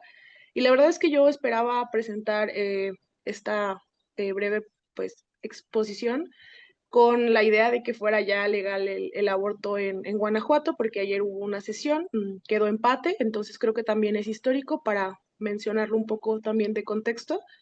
Y bueno, sin embargo, todo apunta a que las mujeres van a seguir abortando desde la clandestinidad. Siguiente, por favor. Como metodología, es una investigación totalmente cualitativa y es también la primera investigación que yo hago. Se usó el método etnográfico y esta investigación empezó desde 2022 con la lectura de bibliografía. Y bueno, realmente menciono que se concluyó en 2024, pero me parece que todavía sigue, justo por lo que les mencionaba de que quiero hacer un artículo ahora sobre la despenalización social y es lo que nos tiene aquí. Para la parte de investigación hice 7 entrevistas semiestructuradas a profundidad a 7 mujeres que decidieron pues ayudarme y la verdad es que al momento de que yo empecé a hacer la investigación, mis maestras pues sí me cuestionaron, ¿no? El tema tan sensible que es y es que pues afortunadamente mi trabajo me hizo acercarme a estas mujeres y tener un rapport pues bastante sólido para entrar de una manera, sobre todo amigable y sorora, que es lo que me gusta decir de mi investigación. Se hizo pues desde el respeto, la sororidad y también del corazón. También al momento de que yo empiezo a hacer las entrevistas estructuradas, me doy cuenta que hay algo, esos temas sensibles que no se están tocando y decido hacer una encuesta virtual. Afortunadamente, y como dije, mi trabajo me permite tener un gran público. Entonces, al momento de publicar esta encuesta, recibo 15 solicitudes pues de responderla. Esto fue totalmente anónima y la verdad es que no me arrepiento de la decisión porque los resultados que se dieron en las encuestas, la forma de cómo lo expresaban, que de hecho la encuesta era larguísima, era muy similar a como yo hice las entrevistas, justo porque las mujeres pues tenían esta opción de contarlo desde su escritura, en cómo vivieron el aborto. Respecto a los criterios de selección, fue ser mujer mayor a 18 años y menor a 40, justo para tener de parámetro un actual respecto a sus abortos. También haber vivido un aborto inducido y sobre todo que sea voluntario. Y bueno, participar de manera voluntaria en la presente investigación, que en todo momento pues, se les dio la oportunidad de retirarse si es que ya no se sentían cómodas, porque es un tema muy sensible. Siguiente, por favor. Como decía, me gusta pensar que humanicé mucho a estas mujeres justamente porque se habla desde su experiencia y el hablar del aborto no solamente en la discusión inicial que hay sobre la vida y demás, pues me parece relevante. En este momento están viendo una tabla un poco extensa que nos da un contexto de todas las mujeres. A todas les puse un seudónimo, es completamente diferente a cómo se llaman. Y bueno, esta tabla está organizada desde la edad en que abortó. Si podemos ver, la persona más pequeña, la mujer más pequeña tenía 14 años, la más grande 29. Entonces podemos decir que los abortos que están registrados en esta investigación se dieron entre los 14 y los 29 años. También un dato relevante de esta investigación es que pude recabar una situación de aborto que fue en 2007, incluso antes de que se despenalizara el aborto a nivel, bueno, en Ciudad de México. Entonces me parece también muy relevante porque pues Guanajuato es un estado conservador. Entonces creo que el hablar de esas experiencias nos da pues una visión de cómo se puede abordar también el aborto para eliminar el estigma que hay alrededor de la idea. Y también algo muy importante es el si tenía hijos al abortar, para justamente indagar sobre el por qué es la decisión de tomar, de interrumpir su embarazo. Siguiente, por favor. Y la parte del estigma como barrera y todas estas ideas que se tiene sobre el aborto, el que es, pues no es normal, que realmente al momento de estar investigando me di cuenta que todas las mujeres que estaban en la investigación conocían a alguien más que había abortado, ¿no? También que las personas que se practican un aborto son irresponsables. Deme un segundo, por favor. Y bueno, respecto a esta idea, también pude recabar experiencias que nos hablaban sobre, a pesar de que habían pasado por un aborto, sigue esta idea, ¿no? Entonces, con más razón, hablo de la despenalización social. También el aborto como una práctica peligrosa, que creo que el cine ha apoyado mucho a esta idea, al cómo se retrata. Y bueno, que las personas que se realizan un aborto terminan desdichadas o arrepentidas y esto es lo que quiero decir, ¿no? Justo estas ideas vienen desde el estigma que se le da porque pues es miedo, es culpa y es silencio. Siguiente, por favor. Entonces, hablando del estigma como barrera y no solamente también lo legal, que también es una barrera, tenemos pues que si se empieza a primero normalizar el aborto como un tema de salud pública, como un procedimiento médico, que es eso, también eliminar los mitos, ya sea desde las escuelas, desde casa, que es peligroso, que solamente lo hacen las personas irresponsables, que te puedes morir, que puedes quedar infértil. Creo que también es muy importante y sobre todo respetar y entender que la decisión de interrumpir un embarazo es a partir de la autonomía de las mujeres, ¿no? Siguiente, por favor. Bueno, ¿cómo se aborta cuando es ilegal? Y esto nace a partir de una experiencia personal mía, de la forma de cómo es que suceden los abortos de otras mujeres. Al final, creo que es entre la desesperación, también ingenio, redes y afecto, quien tienen la suerte de que conocen a alguien pues que sabe cómo abortar o que es acompañante, perdón. Entonces, bueno, principalmente se da con misoprostol, que es un medicamento que se ha viralizado en redes sociales justamente por el uso. Sin embargo, hay muchas se podría decir, opiniones respecto al cómo se usa cuando no tienen un seguimiento adecuado con una acompañante.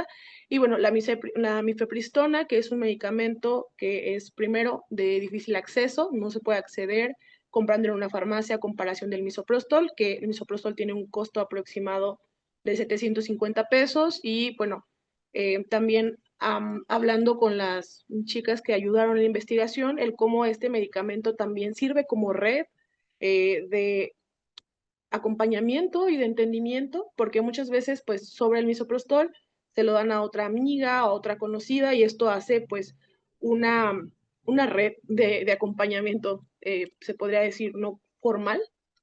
Siguiente, por favor. Y bueno, al momento de hacer mi investigación, quise ahondar sobre los tipos de acompañamiento que hay. Voy a explicar un poco las imágenes. Lo dividí, se podría decir, en tres. Acompañamiento integral, que es lo que suelen hacer las acompañantas, algunos médicos también. El acompañamiento emocional, que la mayoría de las mujeres se quedaron en esta parte sin tener pues una logística. Y la parte de no recibir acompañamiento. También he de mencionar que cuando yo inicié mi investigación había contemplado como un aborto una mujer, y al final, al momento de estar haciendo la investigación, pues me di cuenta que había mujeres que habían abortado 2 veces y que también la situación de cada aborto es diferente, aunque sea una misma mujer. Por eso es que en estas imágenes van a ver que el conteo da 24, y es porque no lo estoy tomando por participante, sino por interrupción del embarazo. Respecto al acompañamiento por colectivos feministas, fueron 7 de 24, que es pues mínimo, y yo pensé que no me iba a encontrar con el acompañamiento médico. Sin embargo, aunque se aborte en la clandestinidad, hay ciertos hospitales públicos y también privados que ofrecen o ofrecieron el medicamento de misoprostol y el acompañamiento. Esto se repitió 4 veces. También tenemos el acompañamiento emocional de pareja, que pues es el más repetido, con 7. Y es que aquí el problema que encontré es que las mujeres no buscan otra red de apoyo que no sea su pareja, ¿no? Y lo complicado que es de hablarlo. También la parte emocional, apoyado por familiares o primas, fue una vez solamente, y el cómo recurren a la familia que tienen cerca, y también a la que tienen la seguridad de contarle, porque pues también me encontré con eso, ¿no?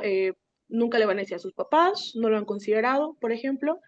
Y también el acompañamiento emocional por parte de mejores amigos o amigos en general fue solamente una vez, ¿no? Justo por la idea de pensar que las iban a criticar.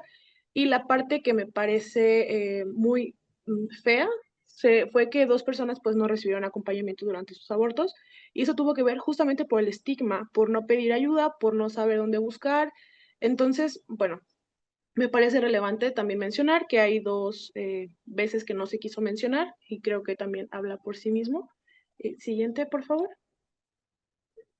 Y hablando del lugar donde se realiza el procedimiento, bueno, 18 veces fue en su domicilio particular. Aquí el problema es en qué condiciones se da este aborto, que solía ser cuando los familiares, mamá, papá, hermanos, no estuvieran en casa, o por la noche cuando nadie se diera cuenta. Y creo que también habla mucho sobre el cómo las mujeres se sienten solas durante este proceso y pues justo no pueden pedir ayuda. También hubo 4 que estuvieron en un hospital, y bueno, eso también es relacionado a lo que mencionaba anteriormente. No pensé encontrarme con este hallazgo, sin embargo, pues fueron 4 veces. En casa de su pareja fue una vez, y se vincula con esta idea de que no se den cuenta y demás. Y también estuvo la parte de un lugar rentado donde no se sentían cómodas ni en la casa de su pareja ni en su domicilio, y prefirieron ir a un hotel de paso para pues pasar el aborto, ¿no? Entonces también habla de cómo se está viviendo, y justo por la criminalización que tiene el que sea todavía ilegal el aborto. Siguiente, por favor. Respecto a reflexiones finales, bueno, el aborto clandestino no es sinónimo de inseguro, y es que post a publicar mi tesis, seguí leyendo del tema, y es que estoy casi segura que aunque se despenalice el aborto aquí en Guanajuato, que yo espero sea lo más pronto posible, las mujeres van a seguir abortando en su casa, eh, con pastillas, con acompañantes, y esto da pauta para otra investigación que incluso pueda hablar sobre justo el estigma y la despenalización social, ¿no? ya teniendo lo legal, qué pasa con las personas, qué pasa con las ideas que tenemos sobre el aborto, y pues definitivamente va a mover masas cuando esto suceda, porque ayer que fue la sesión con el Congreso, había muchísimos antiderechos, muchísimos, entonces a comparación de los que estábamos ahí para apoyar el aborto legal, éramos muy poquitas. Entonces, yo espero que pues sea algo positivo para Guanajuato y que sobre todo pueda desarrollar un artículo respecto a este tema de la despenalización social. Sí, y bueno, realmente la ley no lo es todo, la cultura también importa, las historias de estas mujeres también importan y creo que me parecía relevante pues hablar sobre esto. Muchísimas gracias. Sí, gracias. Gracias. Bueno, qué interesante y qué importante poner este tema sobre la mesa, también desde la academia. Voy a dar la palabra a la lectora y comentarista del mismo, quien es la licenciada Adriana López Velda. Voy a leer una síntesis curricular. Ella es feminista y socióloga egresada de la Facultad de Ciencias Políticas y Sociales de la UNAM. Se desempeñó como asistente de investigación en el área de derechos fundamentales en el Instituto de Investigaciones Jurídicas de la misma casa de estudios y cuenta con experiencia profesional en investigación, acompañamiento de víctimas, defensa de derechos humanos e incidencia política en organizaciones no gubernamentales como Save the Children México y el Centro de Colaboración Cívico, así como en organismos autónomos como la Comisión de Derechos Humanos de la Ciudad de México y el Consejo Nacional para Prevenir la Discriminación. Ha colaborado en diversas agendas de derechos humanos, entre ellas las de derechos de las infancias, no discriminación, derechos de los pueblos indígenas, DESCA, derechos de las mujeres y derechos de las víctimas de tortura y desaparición. Actualmente forma parte de Católicas por el Derecho a Decidir como oficial de incidencia política y social. Y bueno, pues cedo la palabra, tiene hasta 10 minutos. Gracias.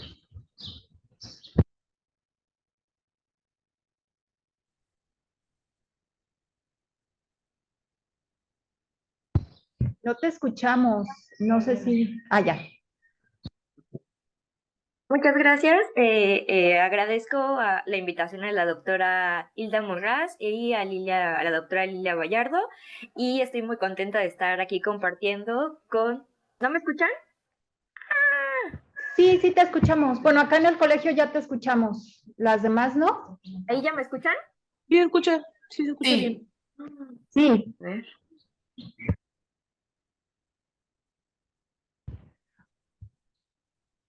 Ya no. Otra vez no te ¿Sí? escuchamos. Perfecto. Bueno, reitero mis agradecimientos al seminario. ¿Sí me escuchó? Porque veo caras como... Ya, es que lo que estamos viendo es que como que está atrasado tu audio, ¿Me pero te escuchan? escuchamos. Continúa, ya no te vamos a interrumpir. Qué raro.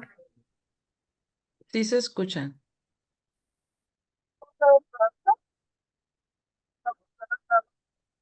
Ok, perfecto. Bueno, cualquier cosa, pues me escriben en el chat. Pues estoy muy agradecida por la invitación y estoy muy contenta de estar aquí con ustedes y sobre todo por estos diálogos que podemos establecer entre academia y activismo. Y creo que el texto de Leticia intenta justo hacer esto, los diálogos entre el activismo y la academia. Y leyéndolo, me pareció muy pertinente este tema, sobre todo porque pues Guanajuato está atravesando por este proceso de despenalización legal y pues quiero hacer como algunas breves observaciones sobre tu texto. En primera, creo que justo tú ahorita lo expresaste muy bien en tu presentación sobre las particularidades que tiene Guanajuato, ¿no? En comparación con otros estados de la República. y creo que no están tan presentes en el texto, entonces yo creo que ahondaría un poco más en las particularidades de Guanajuato, por ser un estado con una presencia, eh, pues, tradicionalmente católica, por la presencia que tú misma comentaste de los grupos antiderechos.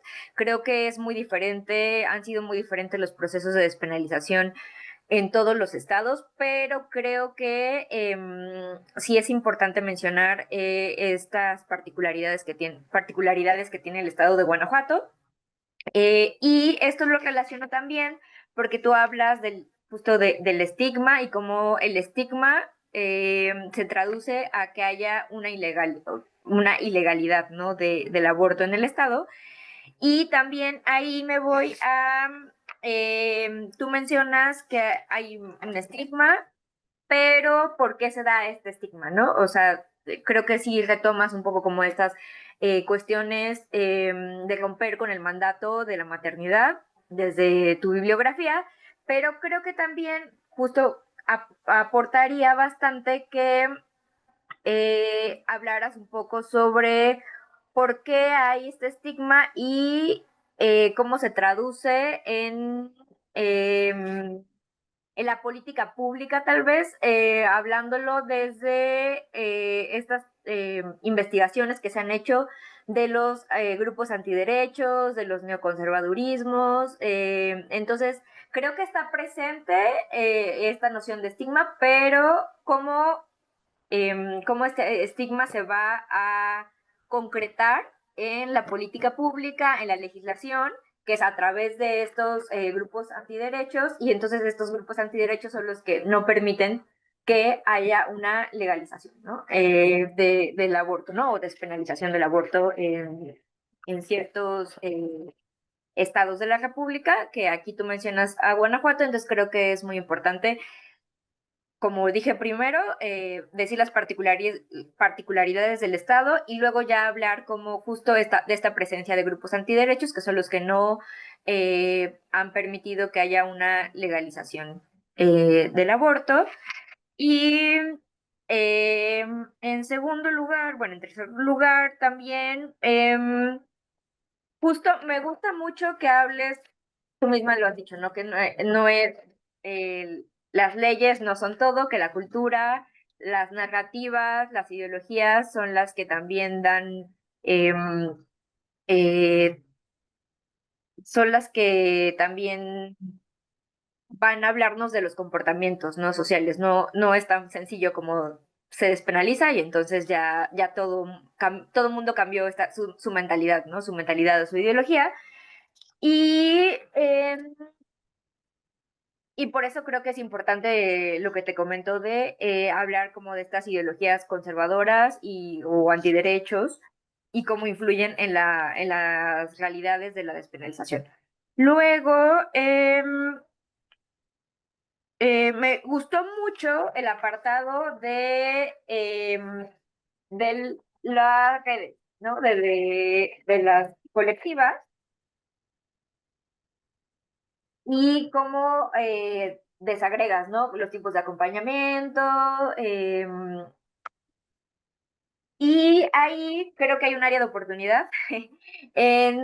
Justo me decía, son tejidos de redes informales, afectivas y políticas. Y creo que hay un área de oportunidad. Hasta ahora se han hecho algunos como ejercicios tal vez decir microhistoria, de colectivas y de organizaciones de la sociedad civil para hablar de su participación en los procesos de despenalización. Por ejemplo, una experiencia cercana que tengo conocimiento es que en la despenalización del aborto en Guerrero, las compañeras que participaron, las colectivas organizaciones, realizaron un anecdotario. Ahí es más sobre la despenalización a nivel legal, pero creo que también es importante lo que tú estás refiriendo de las redes de acompañamiento. Porque, por ejemplo, en Estados Unidos tenemos la experiencia de las Jane Collective, que son estas mujeres que empezaron a hacer el acompañamiento por una línea telefónica. Y entonces ya posteriormente ya se han hecho estudios desde la historia oral, también varios papers. Entonces creo que es importante que desde la academia también se empiecen a sistematizar estas experiencias. Y esto de las redes de acompañamiento me parece algo como un área de oportunidad en la que se pueda pues contar estas experiencias que tuvieron las mujeres a realizar el acompañamiento y también las mujeres que lo recibieron, ¿no? Entonces creo que esta área de oportunidad que tienes en tu investigación es muy valiosa para empezar a hacer una historia de las redes de acompañamiento en el estado de Guanajuato, ¿no? Y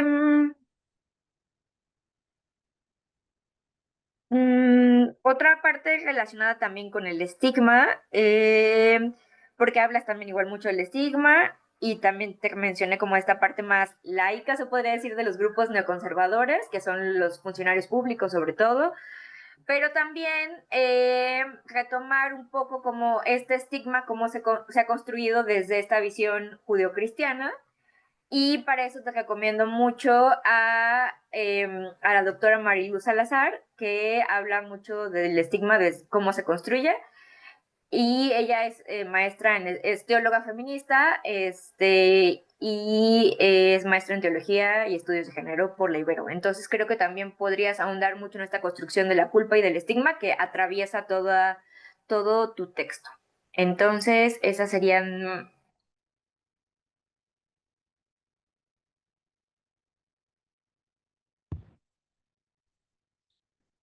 Bueno, muchas gracias. Tenemos aquí como un pequeño desfase en el audio, pero entiendo que ya terminaste tus comentarios. Muchas gracias, Adriana. Bueno, pues ahora sí, creo que quedan unos minutos todavía para que puedan, pues a lo mejor responder algunos de los comentarios. Si les parece bien, empezamos con las doctoras Teresa y Giselle. Si gustan responder algo nada más, digamos, para poder también dar oportunidad a las otras dos ponentes, si pudieran ser lo más concisas posible. Adelante si quieren agregar algo o responder algo de los comentarios. Y bueno, también invitamos a las personas que nos están escuchando a hacernos llegar sus preguntas, ya sea por este medio o por redes sociales. Sí, agradecemos valiosamente, la verdad es una oportunidad muy valiosa que tanto el seminario y la doctora Patricia nos esté fortaleciendo, nos sentimos, la verdad, con este compromiso y con esta alegría de poder acompañarnos. Y bueno, creo que no habíamos considerado esto de la caracterización de las CIES, que nos señala la doctora Patricia, entre tanto los comentarios, ampliar estas miradas, incluso yo pensaría en esta cultura institucional de género en la que escribió Cristina Palomar, claro, en 2012, pero tratar de actualizar un poquito más estos trabajos que no lo teníamos en cuenta y vale la pena tomarlo que sí ya se está trabajando de manera particular en cómo, aunque es como dicen, en lo que es el centro o la capital de la ciudad de Guadalajara, pero igual como se trabaja aquí. La misma Cristina, incluso su tesis doctoral, nos trabajó acá en los Altos de Jalisco con Tepatitlán con este orden discursivo. Entonces, sin lugar a duda, retomaremos estos trabajos que ella nos ha situado y algunos otros que nos pudiera ahondar en esta experiencia. Y bueno, también gracias por clarificarnos este abordaje de la genealogía desde el punto de vista en lo que hace nuestra compañera Alejandra Restrepo y tener en cuenta esta genealogía de tipo académica con esta genealogía de tipo política. Entonces, para ahí valorar y sobre todo abrirnos a otras perspectivas de genealogía si serían las que nos apoyarían, y pues tendríamos que profundizar en este análisis para saber si pues nos tendría para ello. Y bueno, claro, sin duda estaríamos valorando algunos estudios similares que aquí pues todavía creo que los tomamos en cuenta pero sin embargo no sistematizamos esta revisión para poder discutir más con otros trabajos que están realizándose en esta misma sintonía, otras colegas, ya sean autobiografías, hablar de otras IES y demás para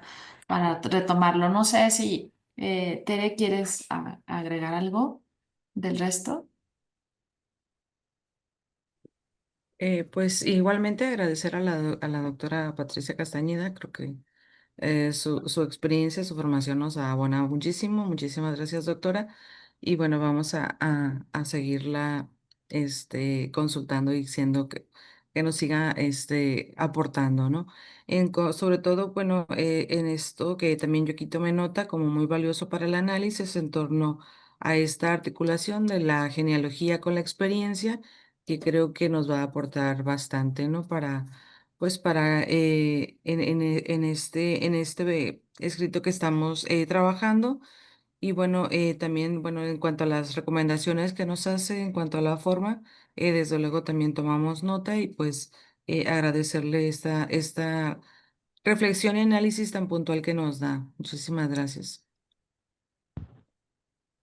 Gracias, doctora Teresa. Doctora Patricia, creo que había quedado algo en el tintero. No sé si quiere agregar algo más. No, no, muchas gracias. Gracias, pues enseguida le voy a dar la palabra a la doctora Mariana. Mariana, ¿quieres responder a algunos de los comentarios que te hizo Hilda?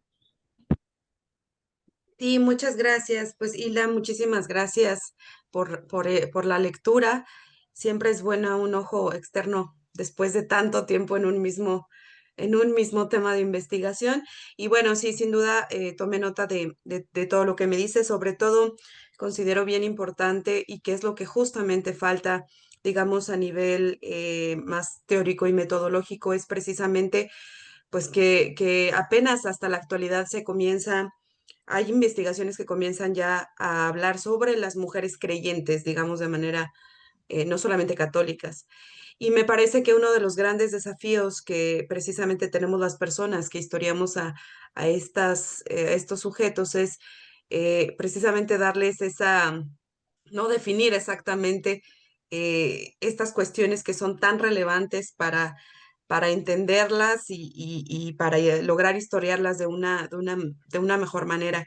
Entonces, sin duda ahí el reto que claro, que me mencionas y que está ahí presente es precisamente pues abordarlas primero pues, como mujeres, como parte de un contexto social, político, cultural, etcétera, y después también como mujeres, digamos, creyentes. Entonces, sí, te voy a agradecer muchísimo todos los textos que me puedas mandar, todas las autoras, autores, y bueno, muchas gracias al seminario, muchas gracias, y sería todo. Gracias, felicidades, Mariana. Y bueno, también un caluroso saludo a Adriana Orozco, quien es una asidua seguidora del seminario. Hilda, ¿quieres agregar algo más? No, gracias. También me gustaría mencionar lo que tú has estudiado sobre la Ciudad de México. Es muy parecido a lo que sucedió en Guadalajara. Entonces, las comunidades eclesiales de base y las comunidades de inserción en Guadalajara y en Jalisco predominantemente fueron lideradas por religiosas. Entonces, a lo mejor eso es una tendencia que podría ayudarnos a explicar cuestiones históricas a nivel nacional, no nada más del centro de México. Gracias, Hilda. Bueno, y finalmente voy a darle la palabra a la licenciada Leticia. ¿Deseas agregar algo? Sí, nada más agradecer los comentarios, Adriana, y a ustedes también por el espacio. Voy a revisar las áreas de oportunidad y también los textos que me mencionaba, además también los casos que hablaba sobre Estados Unidos. Nada más eso. Muchísimas gracias. Gracias. Licenciada Adriana, ¿gustas agregar algo?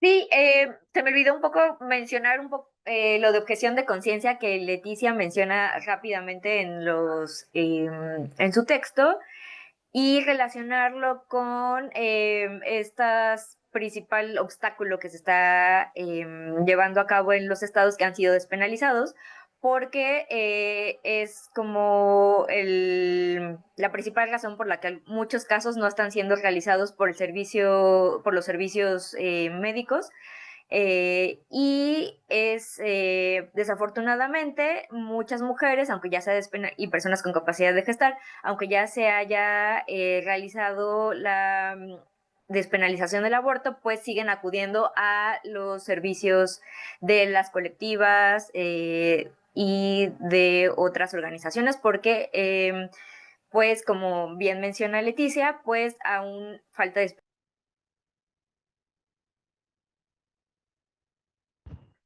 Bien, gracias. Otro saludo a Toñita Camacho, saludos desde Texcoco. Bueno, pues muy interesantes las ponencias de esta mañana. Bueno, igual respecto a la ponencia de Giselle y Teresa, bueno, igual a mí se me venía a la mente el concepto de violencia epistémica a lo largo de su ponencia y bueno, como sugerencia o a lo mejor ya lo tienen presente, me gustaría que, pues, que se ahondara un poco más en esto. Lo plantearon al inicio de la ponencia, ¿no? Como también la forma en que estas científicas son invisibilizadas, incluso acalladas, ¿no? A mí me parece importante que se siga hablando de esto, dado los aparentes cambios que se han dado en las instituciones, ¿no? Y más en la Universidad de Guadalajara, que ahorita traemos la euforia de que es la primera rectora, pero creo que es importante de hablar también qué está pasando en el fondo, si realmente ha habido o está habiendo cambios en eso, ¿no? Cambios en cuanto a la violencia contra estas mujeres, el silenciamiento, la descalificación, en fin, era un poco mi reflexión o lo que estaba pensando a lo largo de su ponencia. No sé si tengan alguna reacción.